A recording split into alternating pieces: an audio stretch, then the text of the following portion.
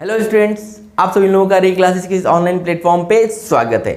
तो बच्चों, हम लोग प्रीवियस क्लास में हम लोगों ने बात किया था threshold frequency, threshold wavelength, kinetic energy of photo electron, इन सब चीज़ों के बारे में हमने डिस्कस किया था और कुछ सर्टेन एग्जाम्पल क्वेश्चंस भी लगाए थे। तो चलिए आज हम लोग आगे बढ़ते हैं और अपने अगले टॉपिक की तरफ बढ़ते हैं। और हमारा अगला टॉपिक क्या है, वो है बोहर्स मॉडल ऑफ एटम, जो काफ़ी इंपॉर्टेंट है।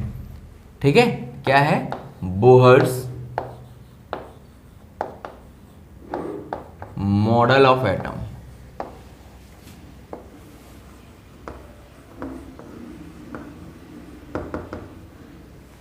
अब बोहर ने क्या मॉडल दिया, कौन सा एटॉमिक मॉडल दिया, हम इसके बारे में स्टडी करना चाहते हैं। ओके, चलो भाई, तो देखो क्या होता है। बोहर का मॉडल आया क्यों आया? क्योंकि जो इससे पहले जो मॉडल दिया था रदरफोर्ड ने, वो फेल हो गया, कहीं कहीं पे वो सही नहीं रहा।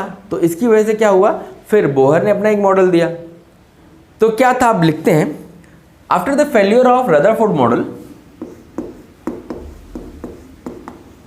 After the failure of Rutherford model,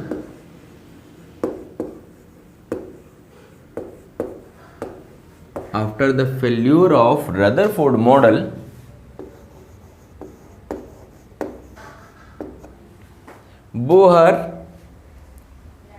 Bohr's given model of atom, Bohr's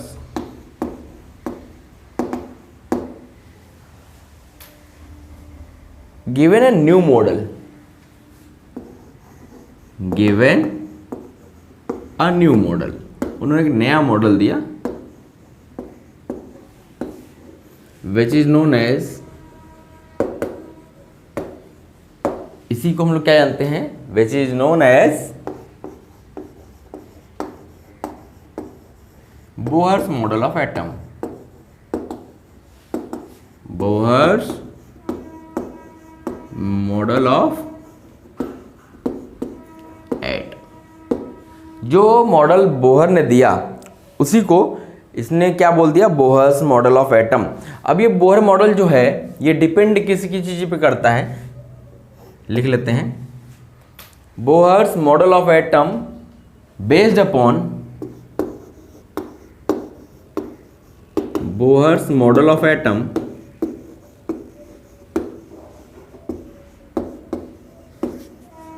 based upon, अब इनका ये मॉडल था वो किसके ऊपर बेस्ड था, वो बेस्ड था classical law of physics and quantum mechanics.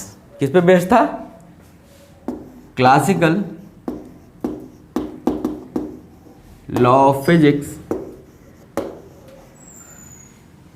Classical law of physics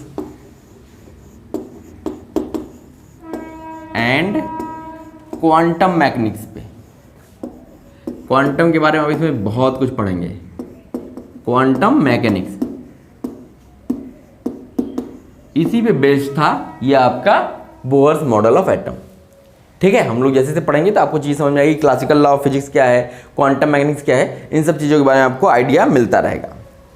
ठीक है, और जो बोहर का मॉडल है, जो हमारा बोहर का मॉडल है, ये क्या है, applicable only for single electron species, जिसमें एक इलेक्ट्रॉन स्पेसीज होता है उन्हीं के ऊपर ये एप्लीकेबल होता है। इसको भी लिख लेते हैं, Bohr's model is applicable, Bohr's model is applicable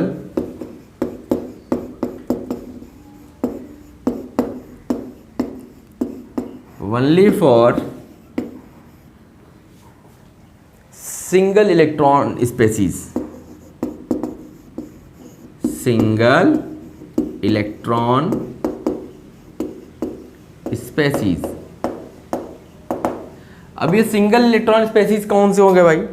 जैसे लाइक क्या, हाइड्रोजन। हाइड्रोजन के आउटरमोस्ट सेल में कितने इलेक्ट्रॉन होते हैं? एक। और जैसे आपने ले लिया हीलियम प्लस, हीलियम के पास 2 इलेक्ट्रॉन होते हैं, 1 प्लस का मतलब 1 दे दिया तो बचा क्या 1। ऐसे ही Li+2, ठीक। तो ये सब क्या है, ये सब हमारे सिंगल इलेक्ट्रॉन स्पेसीज हैं, इन्हीं के ऊपर ये एप्लीकेबल होता है Bohr's model of atom.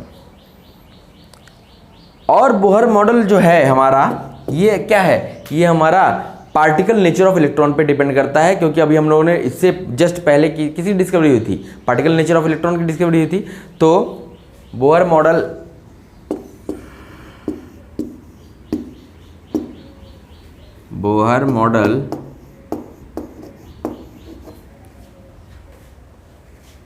is based on particle nature, is based on particle nature,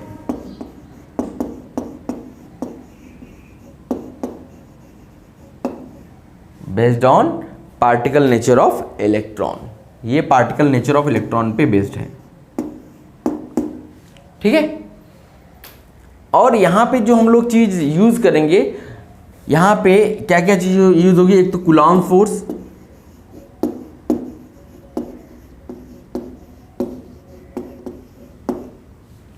Coulomb force होगा, फिर एक होगा आपका centrifugal force,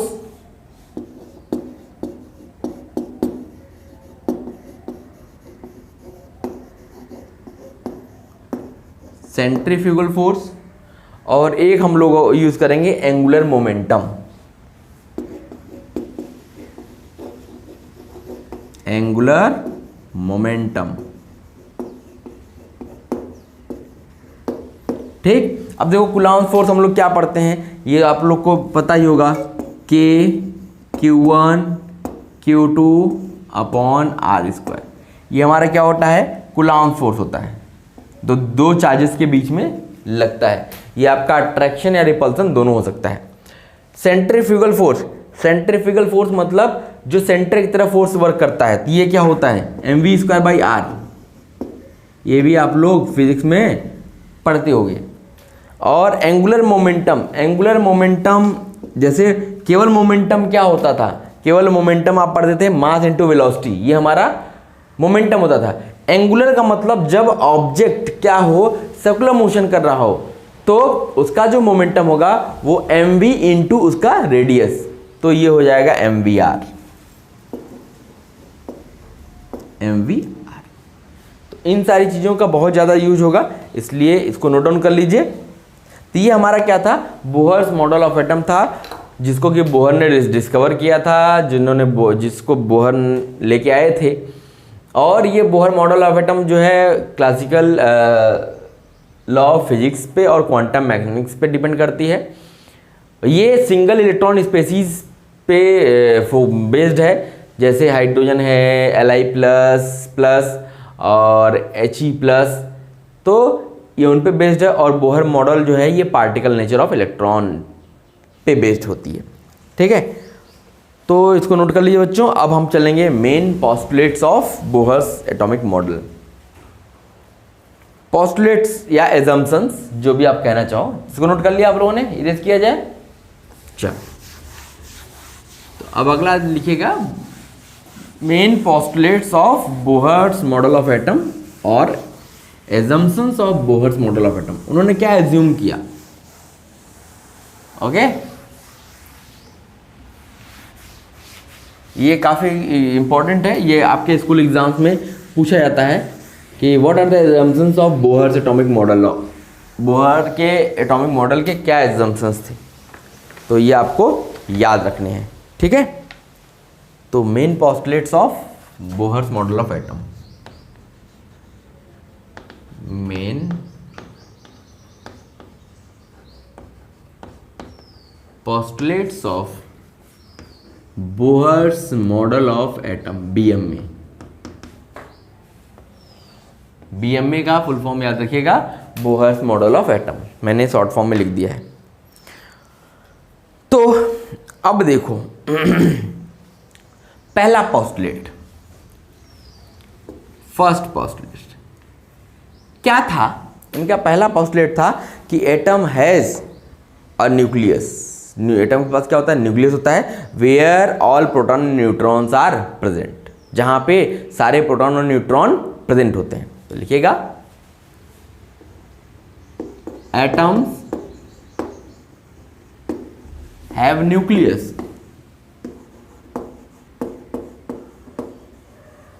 where all proton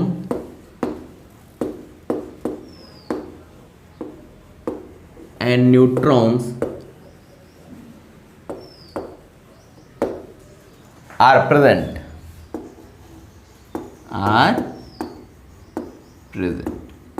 जहां पे सारे प्रोटॉन और न्यूट्रॉन प्रेजेंट होते हैं वो हमारा क्या होता है, न्यूक्लियस। और ये न्यूक्लियस क्या होता है, the size of nucleus is very small, the size of nucleus is very small. ये इसका साइज जो होता है न्यूक्लियस का बहुत छोटा होता है। एंड और कहां प्रेजेंट होता है, and it is present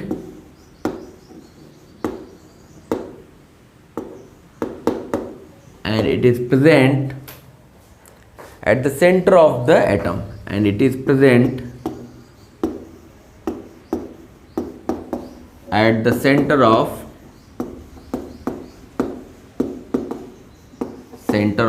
atom। ये एटम के सेंटर पे प्रेजेंट होता है। ये इनका पहला पोस्टुलेट था कि सबसे पहली चीज तो एक हर एटम में एक न्यूक्लियस होता है जिसमें सारे प्रोटॉन और न्यूट्रॉन होते हैं, और ये जो न्यूक्लियस होता है ये बहुत छोटा होता है, और ये कहाँ पे होता है, ये एटम के एकदम सेंटर पे होता है, एकदम बीचों बीच। ठीक, चलो अब दूसरे पोस्टुलेट की तरफ चलते हैं। दूसरा पोस्टुलेट हमसे बताता है कि जो निगेटिवली चार्ज्ड इलेक्ट्रॉन होते हैं, जैसे प्रोटॉन और न्यूट्रॉन तो हो गया न्यूक्लियस में, अब बाकी जो निगेटिवली चार्ज इलेक्ट्रॉन है रिवॉल्व अराउंड द न्यूक्लियस, वो न्यूक्लियस के चारों ओर रिवॉल्व करता है, घूमता रहता है, in the same way as the planet revolve around the sun. जैसा कि प्लैनेट सन के चारों ओर रिवॉल्व करता है, ऐसे ही क्या होता है, जो भी इलेक्ट्रॉन होते हैं निगेटिवली चार्ज पार्टिकल जो है वो न्यूक्लियस के चारों तरफ रोटेट करता रहता है। ठीक है, तो लिखिएगा negatively charged particle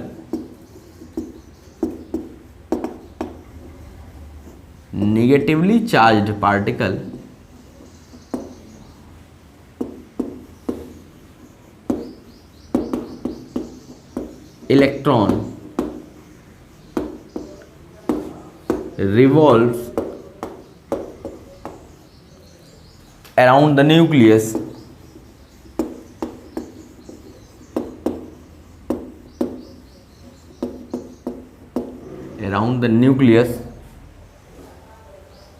in the same way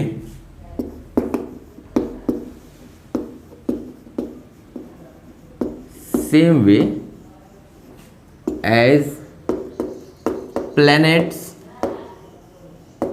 are revolving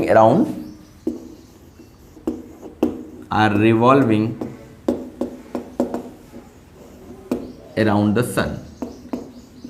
जैसा कि सन के चारों ओर प्लैनेट्स रिवॉल्व करते हैं, ऐसे ही हमारा क्या होता है, इलेक्ट्रॉन नेगेटिवली चार्ज पार्टिकल है जो कि न्यूक्लियस के चारों तरफ रिवॉल्व करता है। और क्या, the path of electron is circular, जो इलेक्ट्रॉन का पाथ होगा वो क्या होगा, सर्कुलर होगा। The path of electron is circular, इसका जो पाथ होगा वो कैसा होगा भाई, ये सर्कुलर होगा, गोलाकार होगा। ठीक, और क्या होगा, the attraction force between nucleus and electron, जो अट्रैक्शन फोर्स होगा, क्योंकि न्यूक्लियस क्या है, पॉजिटिवली चार्ज बॉडी है, और इलेक्ट्रॉन क्या है, नेगेटिवली चार्ज बॉडी है, तो इसका मतलब उनके बीच में क्या होगा, एक अट्रैक्शन फोर्स लगेगा, which is equal to centrifugal force of on electron. तो लिखिएगा the attraction force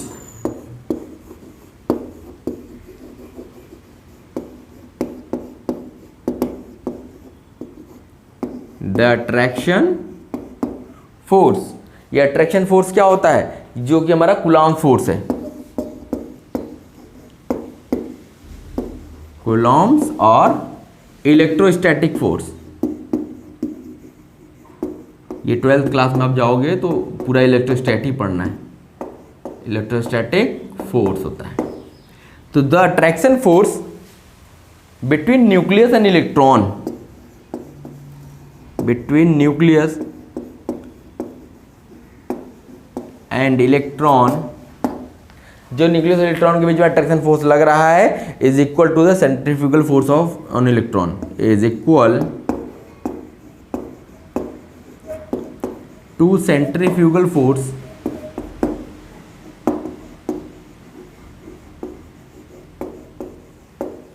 to centrifugal force on electron. जो इलेक्ट्रॉन पे सेंट्रीफ्यूगल फोर्स लग रहा है वो उसी के इक्वल क्या होगा, ये जो आपका अट्रैक्शन फोर्स लग रहा है।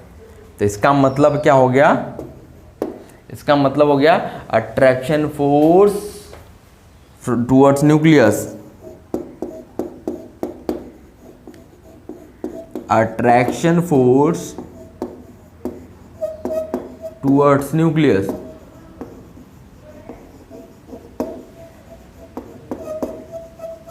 जो अट्रैक्शन फोर्स न्यूक्लियस की तरफ लग रहा है ये किसके इक्वल होगा, ये होगा सेंट्रीफ्यूगल फोर्स के।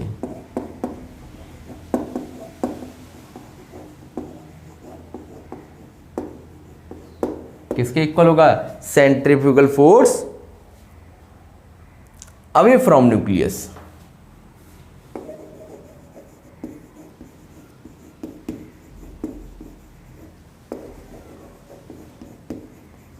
देखो क्या होता है कि जब ये एक अट्रैक्शन फोर्स लग रहा है, एक न्यूक्लियस है, ये इलेक्ट्रॉन है, ये इसकी तरफ अट्रैक्ट हो रहा है, तो इसका मतलब एक फोर्स, इस एक और फोर्स ऐसा लग रहा होगा जो इधर की तरफ लग रहा होगा, एक अंदर की तरफ लगेगा, एक बाहर की तरफ लगेगा, तभी तो वो इक्विलिब्रियम में रहेगा, मतलब वो अपने पाथ पे ही सर्कुलर वो घूमता रहेगा।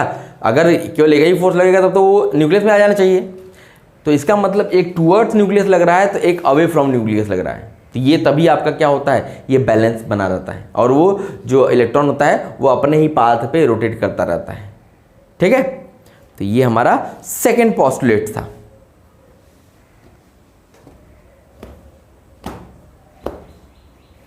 ये हमारा सेकंड पोस्टुलेट था।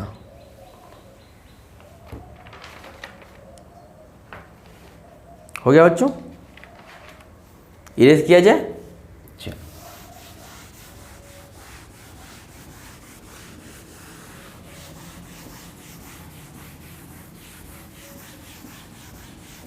चलिए अब तीसरे पोस्टुलेट की तरफ चलते हैं।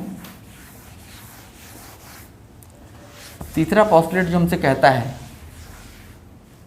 बोहर ने जो बताया कि थर्ड जो पोस्टुलेट है,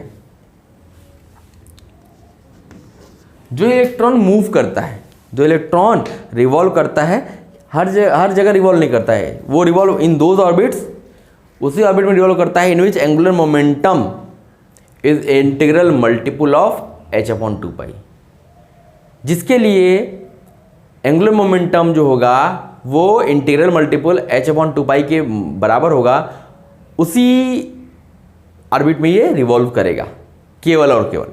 ठीक, हर ऑर्बिट में रिवॉल्व नहीं करेगा। तो लिखिएगा electrons can revolve only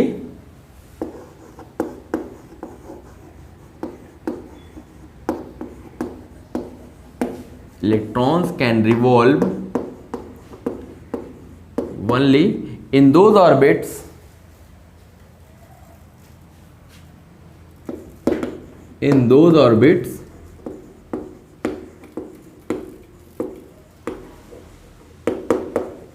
which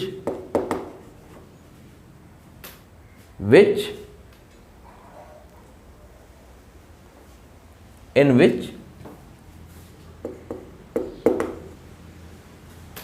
which angular momentum of electron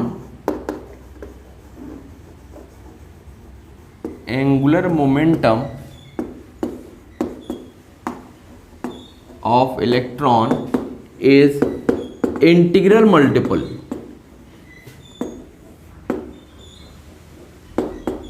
integral multiple of h/2π। केवल उन्हीं ऑर्बिट्स में रोटेट करेगा, रिवॉल्व करेगा जिसके लिए h/2π का इंटीग्रल मल्टीपल होगा। इंटीग्रल मल्टीपल का मतलब 1 2 3 4 ऐसे। तो हमने क्या देखा, electron can revolve only in those orbits in which angular momentum of electron is integral multiple of h/2π। तो इसका मतलब एंगुलर मोमेंटम अभी हमने देखा कि क्या था, mvr, और ये किसी इक्वल होगा इंटीग्रल मल्टीपल h/2π के, तो मतलब n h/2π। अब यहाँ पे जो जो टर्म्स हैं वो तो आपको पता ही होगा, क्या क्या है भाई। m है हमारा क्या, मास ऑफ इलेक्ट्रॉन, ठीक। v क्या है, v हमारा वेलोसिटी है, किस वेलोसिटी से इलेक्ट्रॉन मूव कर रहा है, वेलोसिटी ऑफ इलेक्ट्रॉन, ठीक। r क्या है हमारा, रेडियस ऑफ ऑर्बिट, जिस ऑर्बिट में मूव कर रहा है उसका रेडियस, रेडियस ऑफ ऑर्बिट, ठीक। और h हमारा क्या है, Planck's constant, Planck's constant, okay.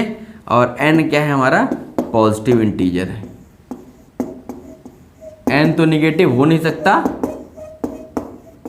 और ये केवल क्या लेगा, केवल इंटीजर वैल्यूज लेगा। इंटीजर वैल्यूज का मतलब हो गया +1 +2 +3 +4, बस डॉट डॉट डॉट।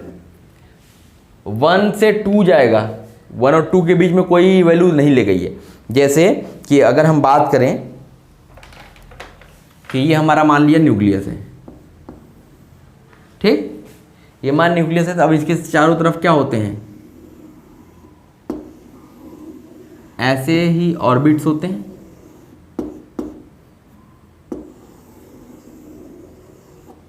ठीक, ऐसे ही ऑर्बिट्स होते हैं। तो इसमें क्या होता है, जैसे अगर हम इसको n लिखते हैं तो ये n = 1, ये n = 2, ये n = 3, ये n = 4। ये n लिखेंगे तो ये हमारे किसको रिप्रेजेंट करेगा, ऑर्बिट को, तो हम इसको ऑर्बिट बोलेंगे। लेकिन अगर हमने इसको k l m n बोल दिया तो अब ये क्या बताएगा, ये बताएगा शेल को। इन्हीं ऑर्बिट्स में क्या होता है, इलेक्ट्रॉन रोटेट करता है। मान लिया इलेक्ट्रॉन यहाँ पे है, इस ऑर्बिट में है, तो ये इसमें रोटेट करता रहेगा, ठीक है। तो ये हमारा क्या था, ये हमारा थर्ड पोस्टुलेट था, ओके। चलो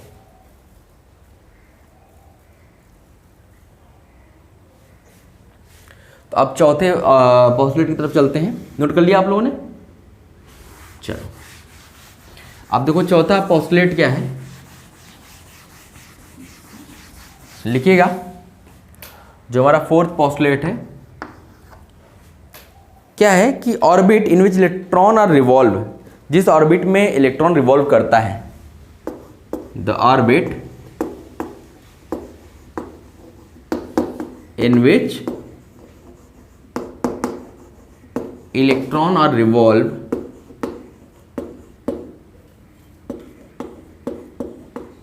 revolving is known as, उनको क्या बोला जाता है, उसको बोला जाता है स्टेशनरी ऑर्बिट। स्टेशनरी ऑर्बिट मतलब जिस ऑर्बिट में आपका इलेक्ट्रॉन रिवॉल्व कर रहा है उस ऑर्बिट को हम लोग क्या बोलते हैं, स्टेशनरी ऑर्बिट बोलते हैं। तो अब क्या होगा, energy of each stationery orbit, energy of each stationary orbit,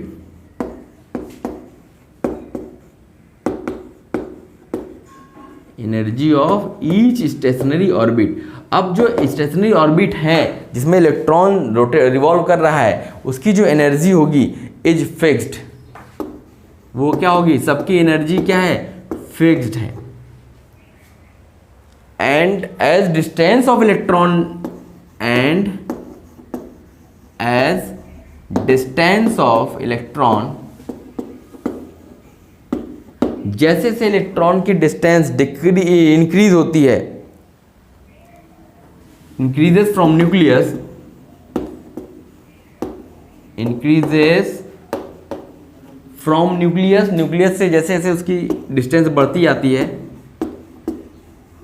from nucleus, then its energy also increases, तो उसकी एनर्जी भी बढ़ती जाएगी, then its energy also increases, ये भी क्या होगी, ये बढ़ती जाएगी। मतलब जो है हम लोग एनर्जी, अगर हम के सेल की बात करें तो ये सबसे पास होता है, इसका मतलब इसकी एनर्जी सबसे कम, इसके बाद एल आएगा, उसकी एनर्जी उससे ज़्यादा, फिर एन आएगा, इसकी एनर्जी इससे ज़्यादा। तो इस ये हमारा क्या है, ऐसे ही क्या है, हम लोग तो 4 ही सेल तक जानते हैं के एल एम एन, लेकिन ऐसे इनफाइनाइट सेल्स होते हैं, क्योंकि अभी क्या है, अभी हमारे पास एलिमेंट्स उतने खोजे ही नहीं गए हैं। अब जो नए नए एलिमेंट्स खोजे जा रहे हैं तो वो तो उसी में रखे जाएंगे ना, इसका मतलब फिर आगे सेल बढ़ता जाएगा। तो अभी हमारे पास उतने एलिमेंट्स नहीं पता है, इसलिए हम लोग यहीं तक जाते हैं, लेकिन जैसे जैसे डिस्कवरी होती जाएगी तो आपके सेल्स बढ़ते जाएंगे, और वो कितने हो सकते हैं, इनफाइनाइट हो सकते हैं। तो ऐसे ही क्या होगा, ये इनफाइनाइट हो जाएगा, और इस इनफाइनाइट वाले सेल की एनर्जी क्या हो जाएगी, 0 हो जाएगी, क्योंकि इनफाइनाइट तो कुछ होता ही नहीं है, तो इसका मतलब उसकी एनर्जी का कोई मतलब नहीं है। ठीक है, तो ये हमारा 4th पोस्टुलेट हो गया। ठीक है, चलो नोट कर लिया बच्चों, इरेज किया जाए। चलो अब हम आगे चलते हैं अपने 5वें पोस्टुलेट की तरफ। अब देखो 5वां पोस्टुलेट हमसे क्या कहता है, जो 5th पोस्टुलेट है वो बोलता है कि unless alternate electron revolves in any of the orbit, unless until electron revolves in any of the stationary orbit, electron revolves in any of the stationary orbit,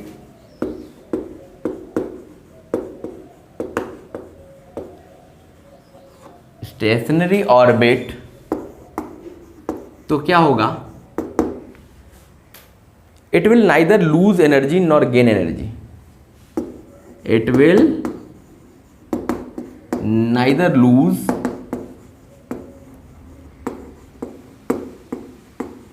nor gain energy।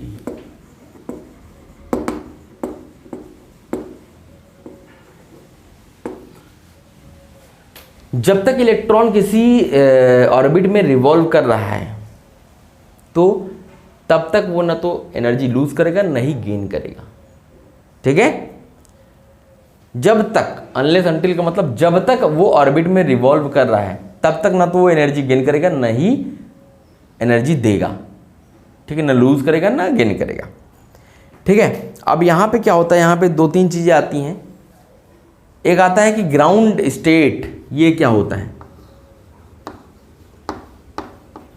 Ground state. अब ये ground state क्या है भाई, ground state का मतलब हो गया सबसे पहला सेल, तो इसके लिए n की वैल्यू क्या मिलेगी, 1। n की वैल्यू 1 मिलेगी, इसका मतलब कौन सा सेल, दैट इज के सेल। इसी को हम लोग बोलते हैं ग्राउंड स्टेट। ठीक है, तो lowest energy state is known as ground state. सबसे कम एनर्जी स्टेट जो होती है उसी को ग्राउंड स्टेट बोलते हैं। Lowest energy state, lowest energy state is known as ground state. सबसे कम एनर्जी वाला स्टेट जो होता है वो हमारा क्या होता है, ग्राउंड स्टेट होता है। Lowest energy state is known as ground state. फिर इसका मतलब ये ग्राउंड स्टेट हो गया, तो बाकी भी होंगे कुछ, तो उसको बोला जाता है एक्साइटेड स्टेट। क्या बोला जाता है, एक्साइटेड स्टेट। यस, अब ये एक्साइटेड स्टेट का क्या मतलब है, नाम से दिख रहा है, energy state other than lowest state. अब लोवेस्ट स्टेट के अलावा जो एनर्जी स्टेट बच गई वो हमारी सब एक्साइटेड स्टेट होंगे। मतलब पहला हमारा ग्राउंड स्टेट हो गया, इसके बाद सब क्या होंगे, एक्साइटेड स्टेट होंगे। तो लिखेगा energy state other than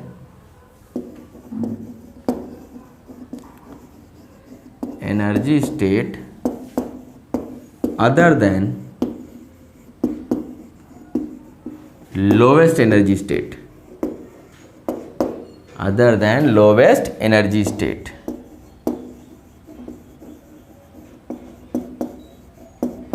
is known as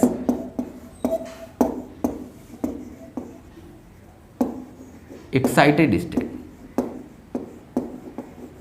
is known as excited state। Lowest energy state को छोड़ के जो बाकी स्टेट बचेगी वो हमारी एक्साइटेड स्टेट होंगी। जैसे आपका for excited state, for excited state के लिए n की वैल्यू क्या क्या हो सकती है, 2 हो सकती है, 3 हो सकती है, 4 हो सकती है, 5 हो सकती है, 1 नहीं हो सकती, क्योंकि 1 तो किसके लिए हो गई, ग्राउंड स्टेट के लिए हो गई। तो इसका मतलब अगर हमें फर्स्ट एक्साइटेड स्टेट बोलना है, अगर हम फर्स्ट एक्साइटेड स्टेट बोलना चाहते हैं तो फर्स्ट एक्साइटेड स्टेट कौन सी होगी, n = 2 वाली। क्यों, क्योंकि 1 तो हमारा ग्राउंड स्टेट है, उसके बाद पहला जो आएगा वो हमारा फर्स्ट एक्साइटेड स्टेट होगी। तो फर्स्ट एक्साइटेड स्टेट कौन होगी, n = 2। अगर हम आपसे पूछे फिफ्थ एक्साइटेड स्टेट, तो इसके लिए n की वैल्यू क्या हो जाएगी भाई, 6। ठीक है, तो ऐसे आपको याद रखना है, नोट कर लीजिए इसको, फिर हम लोग आगे चलते हैं।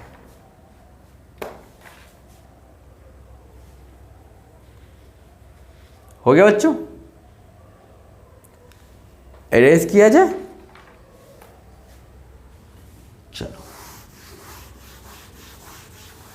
तो ये याद रखिएगा, ग्राउंड स्टेट हमारी के स्टेट फर्स्ट स्टेट को बोला जाता है, और फर्स्ट ऑर्बिट को, उसके बाद जितने भी ऑर्बिट्स हैं वो हमारी सब क्या होंगी, एक्साइटेड स्टेट में होंगी। एक्साइटेड स्टेट का मतलब हो गया उसमें अगर इलेक्ट्रॉन गया तो वहाँ वो रहना नहीं चाहेगा, वो फिर से अपने ग्राउंड स्टेट वाले में ही, अपने ओरिजिनल स्टेट में ही आना चाहेगा। अब चलिए अगला पोस्टुलेट चलते हैं, 6 पोस्टुलेट। ये क्या कहता है, कहता है electron can jump to any of the higher orbit. Electron can jump to any of the higher orbit ये जंप कर सकता है अपने से ऊपर वाले ऑर्बिट में, ये जंप कर सकता है from any lower orbit,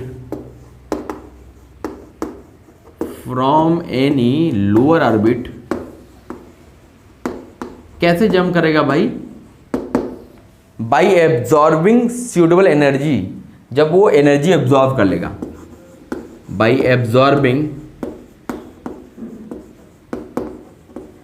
suitable energy,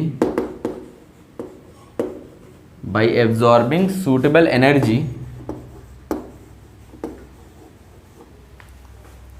in the form of photon,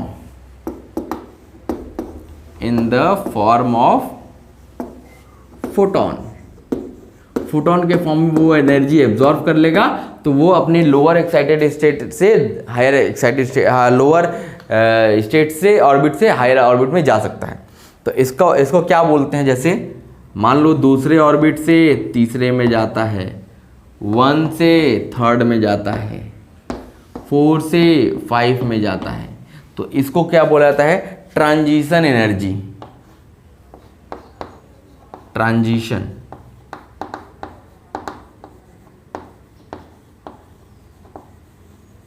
transition energy ये कब होगा, जब एब्जॉर्ब करेगा, क्या एब्जॉर्ब करेगा, किसको, फोटॉन्स को, फोटॉन से एनर्जी को एब्जॉर्ब करेगा, तो ये अपने से हायर वाले ऑर्बिट में जा सकता है। तो जैसे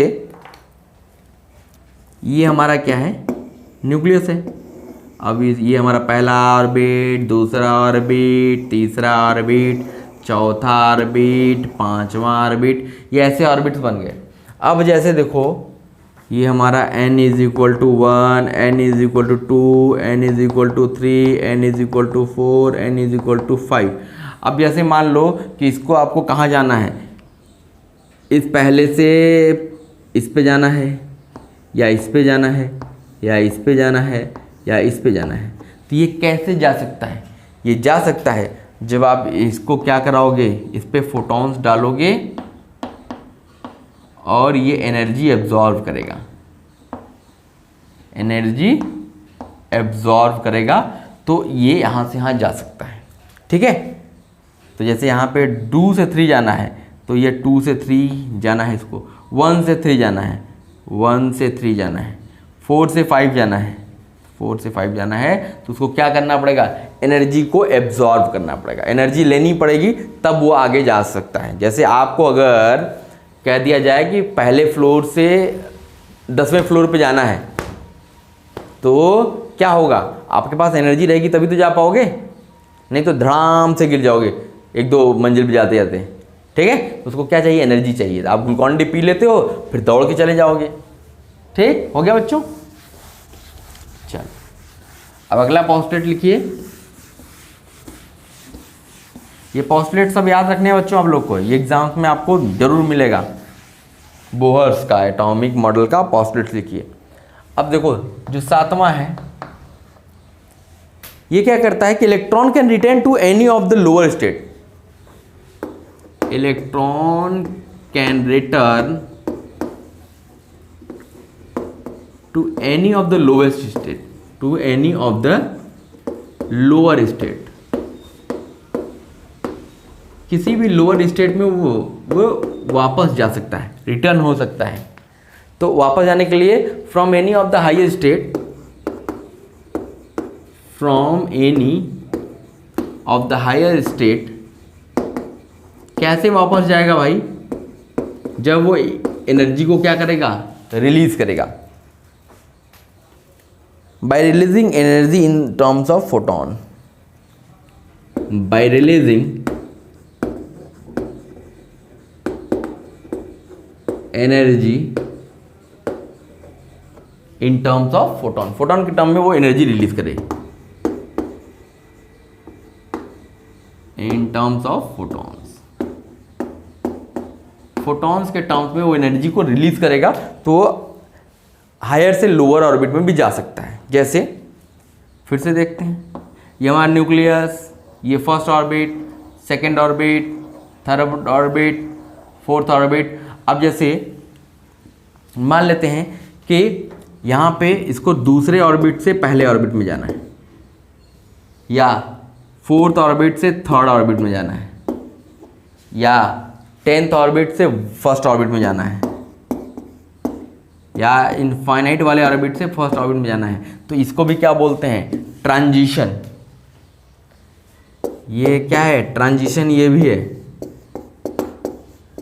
यहाँ पे क्या होगा, एनर्जी लूज होगी, एनर्जी लूज होगी, किस फॉर्म में, फोटॉन्स के फॉर्म में, फोटॉन्स के फॉर्म में एनर्जी को लूज करेगा। अब जैसे मान लो इसको यहाँ से यहाँ जाना है, या इसको यहाँ से यहाँ जाना है, या इसको यहाँ से यहाँ जाना है, तो इसको क्या करना पड़ेगा, एनर्जी लूज करनी पड़ेगी, लूज एनर्जी, एनर्जी लूज करेगा तो फिर वो नीचे जा पाएगा। ठीक है, तो ये हमारा 7वां पोस्टुलेट है, नोट करिए इसको। तो फिर लास्ट पोस्टुलेट की तरफ बढ़ते हैं। हो गया बच्चों? चलो अब देखो ये हमारा लास्ट पोस्टुलेट है। अब ये क्या कहता है, 8th पोस्टुलेट, ये कहता है electron will revolve in any of the circular orbit, electron will revolve in any of the circular orbit, in any of the circular orbit, किसी भी सर्कुलर ऑर्बिट में वो रिवॉल्व कर सकता है, any of the circular orbit, unless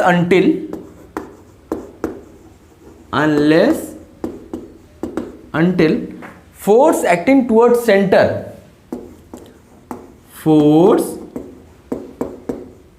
acting towards center, जो centre की तरफ फोर्स एक्ट कर रहा है, कौन सा फोर्स? वो आपका electrostatic force, Coulomb force, that is electrostatic force, that is electrostatic force, electrostatic force जो वर्क कर रहा है सेंटर की तरफ should be equal to force, should be equal to force acting away from the center, acting away from center.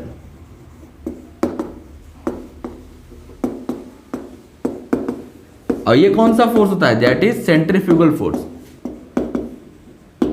Centrifugal force. ये दोनों जब तक बराबर है तब तक वो अपने सर्कुलर ऑर्बिट में रिवॉल्व करता रहेगा, ठीक है। तो इसका मतलब है कि जैसे ये हमारा क्या हो गया, न्यूक्लियस हो गया, और मान लिया कि हमारा इलेक्ट्रॉन इस ऑर्बिट में चक्कर लगा रहा है, इस ऑर्बिट में इलेक्ट्रॉन चक्कर लगा रहा है। तो अब अगर यहाँ बात करें तो यहाँ पे इसका Q1 क्या हो जाएगा, ZE हो जाएगा, और इसका Q2 क्या हो जाएगा, E हो जाएगा, ठीक। इलेक्ट्रॉन पे जितना मास है, ठीक है। तो अब देखो इसका ये रेडियस है r, ये इलेक्ट्रॉन ऐसे मूव करेगा तो इसकी वेलोसिटी v, ठीक। तो अब यहाँ पे सेंट्रीफ्यूगल फोर्स इधर लग रहा होगा, सेंट्रीफ्यूगल फोर्स, ठीक, और इलेक्ट्रोस्टैटिक फोर्स ऐसे लग रहा होगा, इलेक्ट्रोस्टैटिक फोर्स। तो ये इसी में ऑर्बिट में चक्कर लगाता रहेगा, कब? जब हमारा mv²/r, ये हमारा क्या है, सेंट्रीफ्यूगल फोर्स, ये किसके इक्वल हो जाए, ये आपका k Q1 ZE into Q2E ZE²/r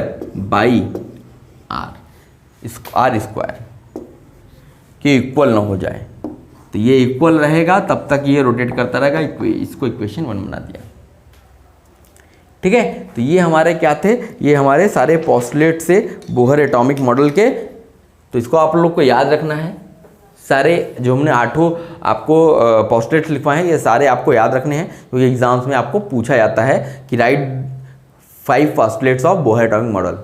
कोई 5 बताए, कोई भी 6 बताए, कोई भी 4 बताने के लिए बोल दे, तो आपको याद रखना है सारे, ठीक है। तो बच्चों आज की क्लास के लिए बस इतना ही, फिर अगली क्लास में हम लोग मिलते हैं तो इसके आगे की चीज़ें कंटिन्यू करते हैं। Okay, thank you.